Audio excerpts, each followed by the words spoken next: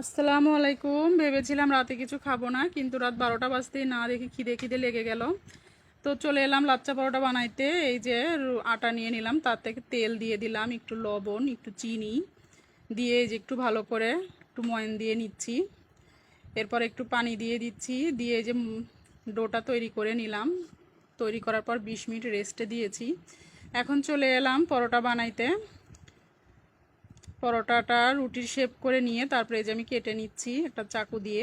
তার উপর তেল ব্রাশ করে নিলাম, নিয়ে এই যে আস্তে আস্তে আমি এটাকে ঘুরিয়ে ঘুরিয়ে লাচ্চা পরোটার শেপে নিয়ে চলে আসতেছি। তো এটাকে আমি এখন তেলে ডুবিয়ে দিব।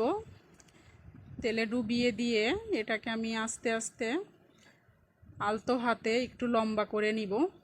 নিয়ে এটাকে আস্তে আস্তে গোল গোল গোল করে একটা সুন্দর একটা শেপে নিয়ে আসব। এই যে দেখুন, এই যে হয়ে গেল আমার একটা লাচ্চা পরোটা।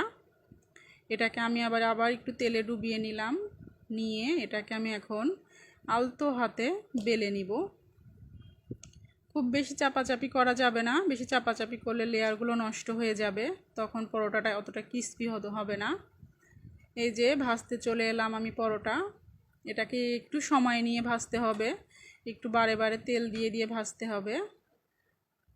তেলটা যদি একটু বেশি লাগে কিন্তু ভালো লাগে। এই যে আমার হয়ে গেল লাচ্চা পরোটা, দেখুন কতটা ক্রিস্পি হয়েছে। যদি ভালো লাগে অবশ্যই বানিয়ে খাবেন।